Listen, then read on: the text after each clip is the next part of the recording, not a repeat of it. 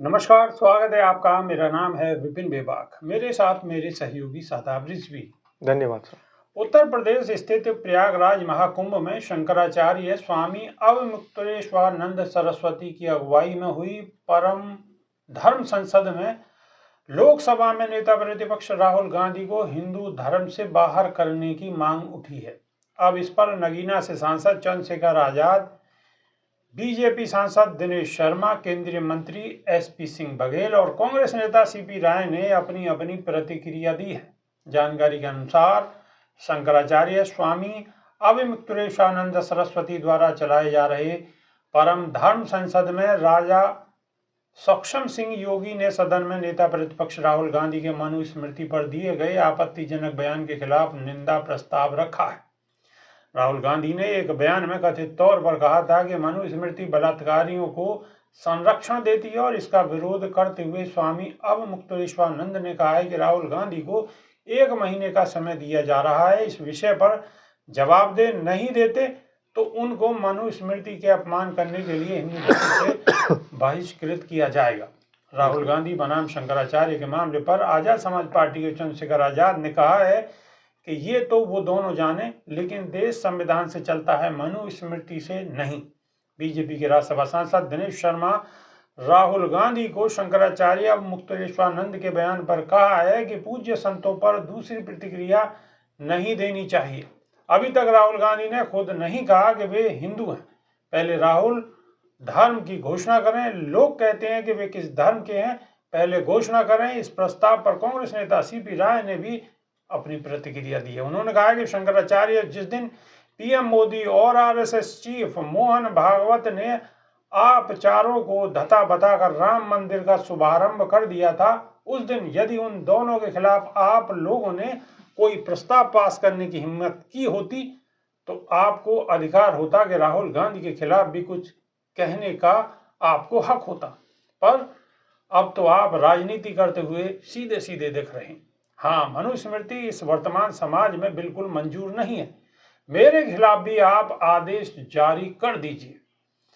तो शादाब रिजवी, जैसे जैसे बिहार का चुनाव अब नजदीक आ रहा है, शंकराचार्य के भी सुर बदल रहे हैं और राहुल गांधी हिंदू धर्म में है या नहीं है, ये विषय होना चाहिए देश के लिए, या स्वास्थ्य, शिक्षा, बेरोजगारी, रुपया की कीमत गिरती हुई, डॉलर की कीमत बढ़ती हुई, ये मुद्दे जरूरी हैं, या राहुल गांधी हिंदू हैं या नहीं हैं, ये जरूरी है। देखिए, एक बात तो ये है कि अभी मुक्तेश्वरानंद या फिर और जो धर्म संसद के अंदर जिन लोगों ने हिस्सा लिया, वो लोग सवाल उठा रहे हैं राहुल गांधी के धर्म के ऊपर। चलिए, मैं मान लेता हूं कि राहुल गांधी अगर हिंदू निकले तो क्या इस देश के अंदर जो 80 करोड़ लोगों को राशन पहुंच रहा है, मुफ्त राशन बांटने की उनको प्रक्रिया चल रही है, और 80 करोड़ ऐसे लोग इस देश के अंदर हैं जो कि उस राशन पर निर्भर हैं, तो राहुल गांधी अगर हिंदू धर्म के माने जाते हैं तो क्या उनको सही तरीके से खाना मिल पाएगा? क्या उनको घर की प्राप्ति होगी? क्या उनको अच्छे रोजगार मिल पाएंगे? इस बात की कौन जिम्मेदारी लेगा? पहली बात तो धर्म संसद के अंदर और ऐसे शंकराचार्यों को ये भी कंठस्थ कर देना चाहिए, ये कंठस्थ हो जाना चाहिए उनके द्वारा कि अगर राहुल गांधी हिंदू धर्म के निकल के आते हैं या उनका धर्म हिंदू होता है तो क्या फिर इस देश के अंदर जो युवा बेरोजगार हैं या 2 करोड़ रोजगार की जो बात की गई थी, क्या फिर वो रोजगार मिलेंगे? 11 साल सरकार को हो चुके हैं, 11 दूनी 22 करोड़ रोजगार देने पड़ेंगे। इस बात को भी स्वीकार करना होगा शंकराचार्यों को। और दूसरी बात, जो सीपी राय है, सीपी राय एक वरिष्ठ नेता हैं, पहले भी वो समाजवादी पार्टी में रहे हो या आप कांग्रेस में हो, तो तमाम लोगों के हक और हुकूक की बात करते चले आ रहे हैं। और सीपी राय ने एक बहुत अच्छी बात यहाँ पर कही है कि जिस समय राम मंदिर का उद्घाटन हो रहा था तो उस समय ये जो विलाप था इन शंकराचार्यों का, उस विलाप के जगह अगर ये लोग प्रधानमंत्री नरेंद्र मोदी के खिलाफ या फिर जो उसका उद्घाटन करने के लिए टीम पहुंची थी उनके खिलाफ भी प्रस्ताव पास करते तो अच्छा रहता।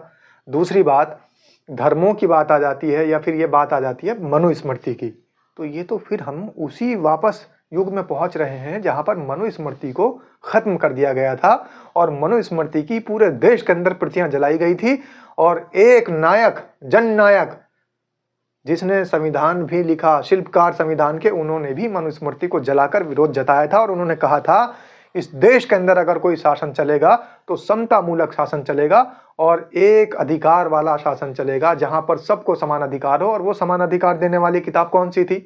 वो हमारे देश में संविधान था। तो मनुस्मृति बनाम संविधान की लड़ाई कोई आज की नई लड़ाई नहीं है।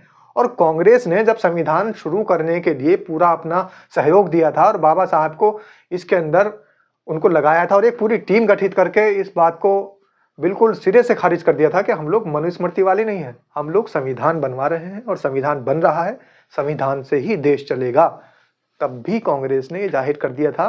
तो ये जो अभी मुक्तेश्वरानंद सरस्वती आज आवाज उठा रहे हैं, नहीं उठानी। संविधान में ये देखना चाहिए कि इनके खिलाफ ऐसी कोई धारा है, वो धारा इन लोगों पे लगनी चाहिए। सबसे पहले इन पर भी कार्रवाई होनी चाहिए। और दूसरी बात, धर्म पूछना किसी का भी, ये भी संविधान के खिलाफ है।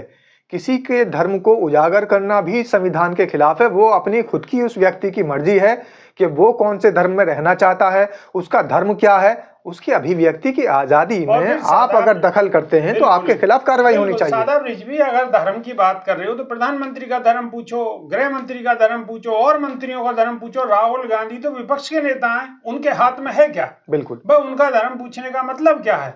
जब वो कभी प्रधानमंत्री हो उस दौरान में पूछना, धर्म पूछना है तो। और दूसरी एक बहुत बड़ी बात, अब अगर राहुल गांधी ने इस बात को कहा है कि मनुस्मृति जो है वो गलत है, महिलाओं का हनन करती है, महिलाओं के अधिकारों का, तो उन्होंने कोई गलत बात नहीं की। अब आप मुझे ये बताइए, आपको आज इतनी ज्यादा मिर्च लग रही है कि राहुल गांधी ने मनुस्मृति के खिलाफ बोला तो उनको माफी मांगनी चाहिए और उनके खिलाफ प्रस्ताव पास कर दिया। लेकिन कुछ दिन पहले इस देश की संसद से एक ऐसी आवाज उठी थी कि देश के संविधान के निर्माता को अपमानित किया गया था। तब अभी मुक्तेश्वरानंद को समझ में नहीं आया था, तब शंकराचार्यों को समझ में नहीं आया था, तब ऐसी धर्म संसद या महाधर्म संसद नहीं मनाई गई थी। कुंभ में बहुत सारे लोगों की मृत्यु हो गई, बहुत सारे लोग घायल हो गए। उस पर सवाल उठाते तो अच्छा लगता, लेकिन सवाल वहां सर क्या उठा रहे हैं कि राहुल गांधी के धर्म पे सवाल उठा रहे हैं। अरे वहां सरकार पर सवाल उठाते कि इन लोगों की मौत हुई है, ये क्यों हुई, इसका जिम्मेदार आखिर है कौन? लेकिन वो सारा सब कुछ गोलमाल। कहीं ना कहीं ये जो धर्म गुरु हैं ये भी कहीं ना कहीं राजनीति से प्रेरित नजर आते हैं। और सबसे बड़ी बात, इनका सवाल ये है, ये जो महाधर्म संसद इन्होंने की है और इसमें जो प्रस्ताव पास कर रहे हैं ये पुस्तकों का है। ये कह रहे हैं कि राहुल गांधी ने आपकी पुस्तक का यानी मनुस्मृति का अपमान किया है। लेकिन अगर देश की पुस्तक का अपमान करने वाला हो कोई तो फिर आप क्यों प्रस्ताव पास नहीं करते? और देश की पुस्तक को, इस देश के लोकतंत्र के मंदिर के अंदर कोई अपमानित कर रहा हो तो फिर आप क्यों नहीं प्रस्ताव पास करते? बिल्कुल। चलिए, ये दर्शकों की भी इस खबर पर राय लिए लेते हैं। दर्शकों से हमारा ये सीधा सीधा यही सवाल है कि जैसे धर्म संसद जो लगी हुई है महाकुंभ में और राहुल गांधी पर उन्होंने सवाल उठाया है मनुस्मृति को लेकर, तो इसमें आप अपनी राय जरूर रखें और कमेंट के माध्यम से जल्दी बताने की कोशिश करें कि ये जो बाबा लोग इकट्ठा होकर नया एक प्रोपेगेंडा तैयार कर रहे हैं, तो इसमें आपकी क्या राय है? तो अभी के लिए सिर्फ इतना ही। नई वीडियो में फिर रूबरू होंगे। बहुत बहुत शुक्रिया, नमस्कार, धन्यवाद।